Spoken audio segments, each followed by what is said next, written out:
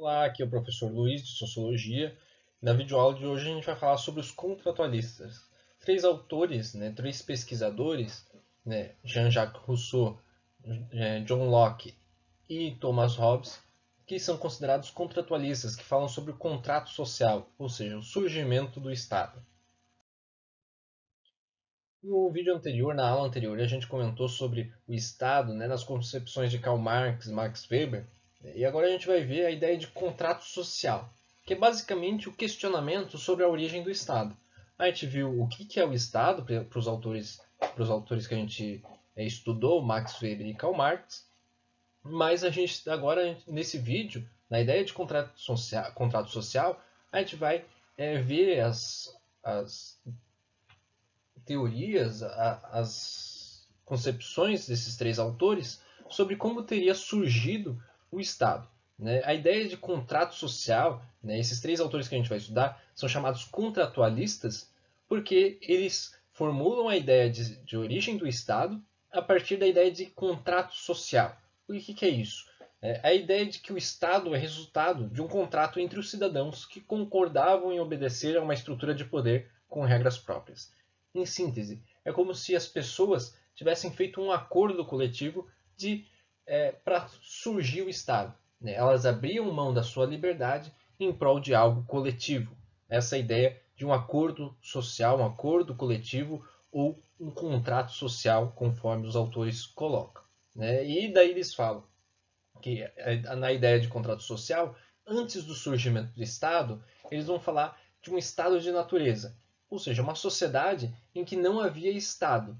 E vão falar, a partir desse estado de natureza, se formula o contrato social, ou se formula esse acordo entre as pessoas, entre os indivíduos, e se cria o Estado. E a partir daí passa a ser considerada a sociedade civil já com o Estado. Vários autores vão falar sobre o contrato social, mas a gente vai estudar os três principais, os três principais contratualistas, que é Thomas Hobbes, John Locke e Jean-Jacques Rousseau. Começando com Thomas Hobbes, e já falando que a gente vai seguir numa ordem cronológica. Desses três autores, Thomas Hobbes é o que vem primeiro na ordem cronológica. Ele vive ali no final do século XVI, início do século XVII, ele nasce, e vive a maior parte da sua vida no século XVII, ou seja, 1600 e pouco. Ele era um matemático, teórico e filósofo inglês. É importante falar que nessa época ele está vivendo na Inglaterra, e nessa época a Inglaterra vive uma monarquia absolutista, ou seja, um poder bastante concentrado na mão do rei, na mão da monarquia. A teoria dele do surgimento do Estado, é importante falar esse contexto, que a teoria do surgimento do Estado para ele vai ter muito desse caráter de justificar a monarquia absolutista, ou justificar o poder, um grande poder na mão do rei. Então, para ele, uma sociedade sem Estado, ou no caso, o estado de natureza, onde as pessoas vivem sem o Estado, seria uma sociedade onde seria, imperaria, dominaria a violência, a pobreza, a desigualdade, a injustiça, uma pessoa oprimindo a outra, ou como ele define, uma guerra de todos contra todos. Todo mundo querendo se colocar acima das outras pessoas. Todo mundo querendo impor a sua vontade e, por isso, gerando uma sociedade de extremo conflito. Essa ideia do Hobbes, de que a sociedade sem Estado seria uma sociedade de total conflito, um caos. E, por isso, a sociedade com um alto grau de conflito entre as pessoas abririam a mão da sua liberdade individual para que, com que o Estado, esse ente que já estaria acima dos indivíduos, pudesse governar e pudesse minimizar a violência, a briga entre as pessoas e pudesse fazer uma sociedade um pouco mais harmônica, um pouco menos conflituosa. Ou seja, o cidadão abre mão da sua liberdade, em contrapartida o Estado garante a paz e a justiça, a paz e a lei. Nesse sentido, essa teoria de que uma sociedade sem Estado é uma sociedade totalmente conflituosa e o Estado serve justamente para impor a ordem na sociedade, para impor a regra, né, para dissipar o caos, justamente tenta, né, no contexto dele, no contexto histórico, né, tenta dar um pouco mais de sentido numa monarquia absolutista. Tenta dar um pouco mais de sentido, né, num poder, né, altamente concentrado na mão do rei. Por isso que é importante entender o contexto em que o Hobbes fala, porque justamente essa ideia de que a sociedade seria um caos sem Estado justifica, em certa parte, o rei controlar, ter um grande controle sobre a sociedade, porque senão seria uma sociedade que seria um total caos. Outro autor contratualista, que vem depois do Hobbes, né, ele vive, o Hobbes, como a gente viu, ele nasceu no final do século XVI. O John Locke ele vai viver também no século, na sua maior parte da vida, no século XVII, mas um pouco depois do Hobbes. E o Locke vai já presenciar uma sociedade na Inglaterra, ele também é um filósofo inglês, ele também vive na Inglaterra. Ele vai presenciar uma sociedade também monarquista, mas um monarquismo, uma monarquia constitucionalista, né, em que o poder não está tão concentrado na mão do rei e a sociedade civil tem um controle sobre a monarquia. Né? O poder não é só do rei, mas a sociedade também elege seus representantes e também participa da vida política, das decisões da sociedade. Então, nesse contexto em que o rei não tem um grande poder da sociedade em suas mãos, o John Locke vai ter uma outra concepção, né? E a partir dessa visão também vai justificar a monarquia constitucionalista. O John Locke é considerado um grande expoente, um grande pensador do liberalismo, né? Ou seja, esse movimento a partir do iluminismo, o próprio liberalismo, de que o rei não necessitava controlar economicamente e politicamente a sociedade, né? E sim as pessoas poderiam ter mais liberdade econômica e política na sociedade.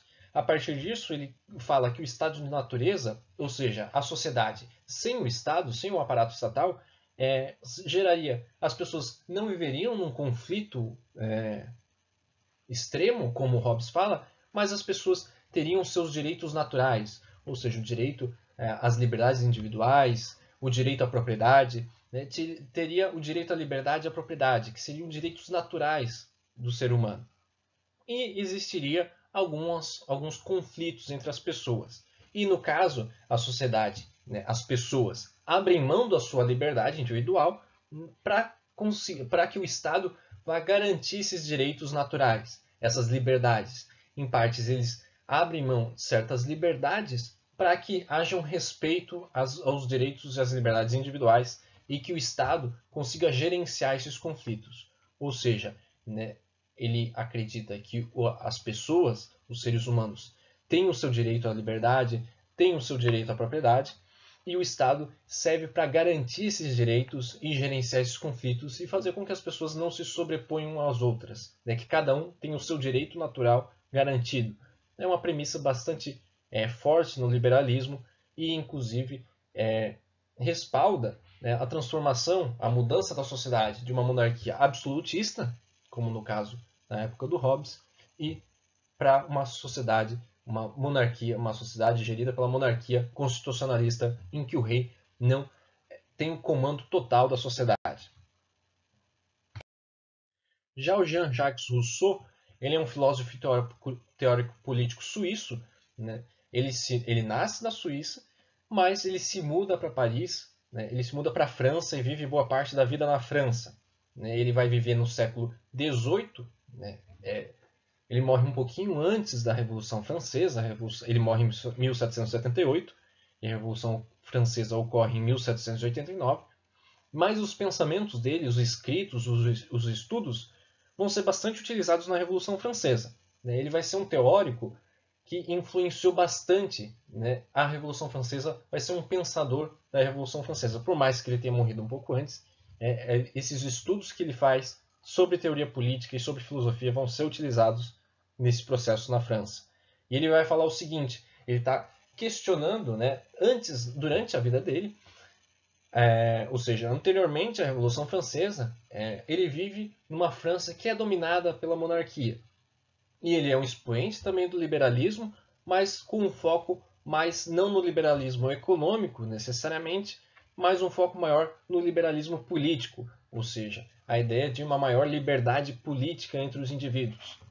E ele vai falar que o estado de natureza, ou seja, a sociedade sem Estado, e gera uma origem natural da desigualdade entre os homens e mulheres, entre os indivíduos. Né? No caso, nos estudos dele, ele fala da desigualdade entre os homens, mas ele está falando homens e mulheres, desigualdade entre os indivíduos.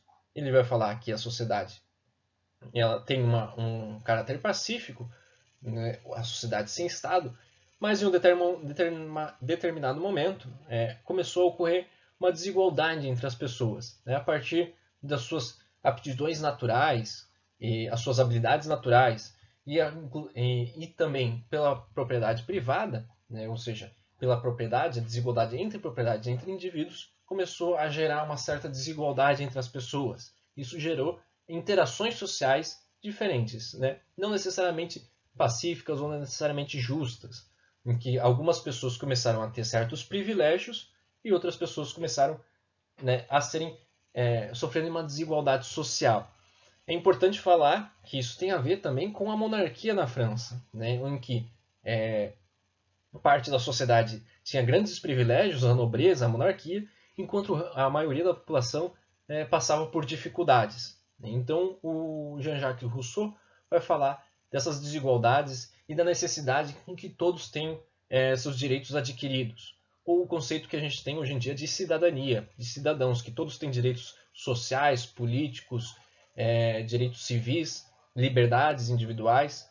Então, ele vai falar que a origem do Estado, o Estado de natureza, é um Estado, uma sociedade sem Estado, é uma sociedade que surge naturalmente a desigualdade entre as pessoas. E a origem do Estado e também nasce a propriedade privada, né, por mais que ele considere o direito à propriedade privada, né, ele fala que essa desigualdade vai gerar posições sociais e políticas diferentes entre os indivíduos. Vai gerar uma desigualdade social.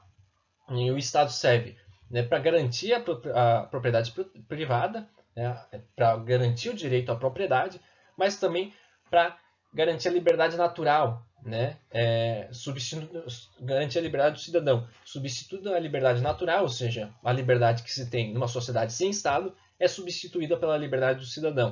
O que significa isso? É garantido, numa sociedade sem Estado, as pessoas têm o direito de fazer o que quiser, mas, né, a partir da ideia de contrato social, a partir da ideia de que há um acordo na sociedade para formular o Estado, para criar o Estado, as pessoas abririam a mão dessa liberdade natural para garantir a sua liberdade como cidadão. Né? O que significa liberdade como cidadão? Tendo direitos políticos, direitos sociais, direitos civis da sociedade.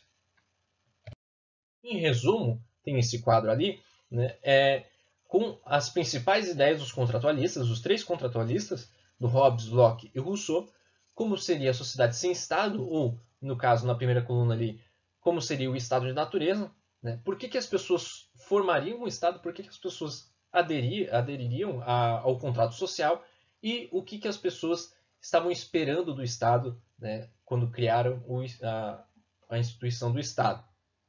É importante falar ali uma dica, né, um macete, né, que o Locke, o Hobbes, o Locke e o Rousseau, nessa ordem ali, estão em ordem cronológica, como apresentei nesse vídeo. Né? E para saber qual que vem antes de qual, só seguir a ordem alfabética ali dos sobrenomes, H, L e R. Está em ordem alfabética, mas também está em ordem cronológica. O Hobbes e ordem cronológica, digo para a gente saber sintonizar, né, o contexto histórico que cada um estava. Como foi falado, Hobbes estava na monarquia absolutista, Locke, monarquia constitucionalista, e Rousseau na monarquia ainda, mais defendendo uma democracia representativa, uma maior liberdade política na sociedade. Né? O Hobbes vai falar que a sociedade sem o Estado, ou um estado de natureza, seria violenta e pobre, a guerra de todos contra todos, o caos.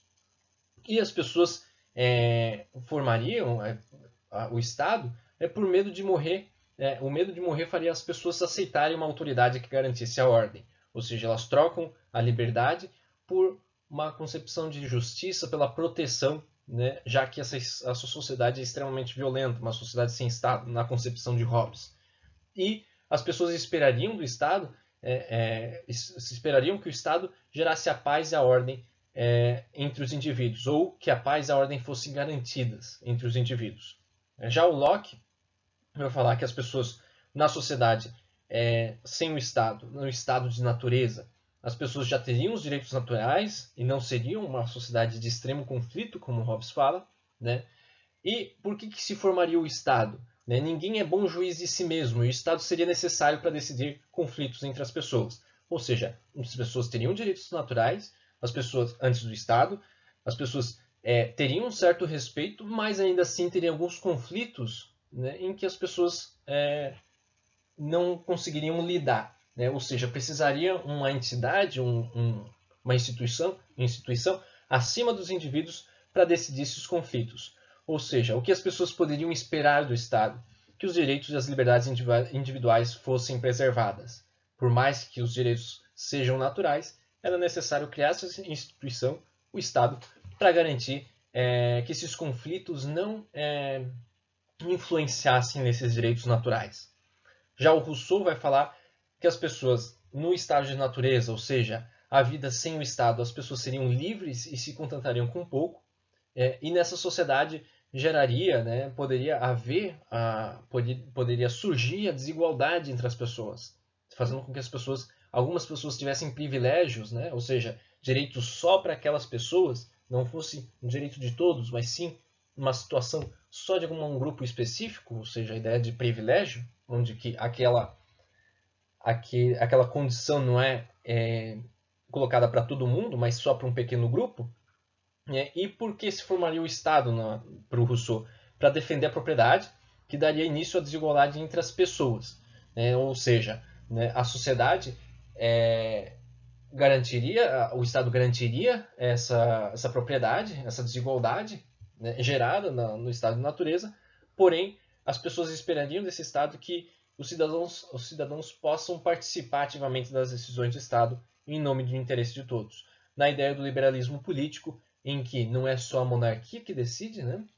Não deveria ser só o rei decidindo, mas que todas as pessoas pudessem participar politicamente da sociedade e tivessem seus direitos políticos, direitos de decidir sobre a sociedade e também ter os seus direitos de cidadão. E o vídeo de hoje foi isso. Até a próxima aula.